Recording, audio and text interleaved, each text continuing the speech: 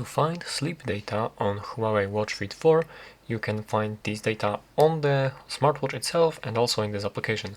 So first, to find this information, the sleep data on the smartwatch, you'll have to unlock it, go for this list, application list, and go for sleep. You'll have to find this sleep application right here, and from here, let's agree all of these, and you'll be able to find the sleep data right here on your smartwatch.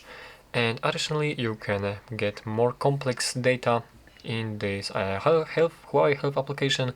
Let's go into the Health right here, this Health tab, and from here you'll have to scroll down, and there you'll be able to find Sleep tab. Let's go in there, and here you can find more complex information about your sleep from different periods, as you can see, daily, weekly, monthly, and some other stuff.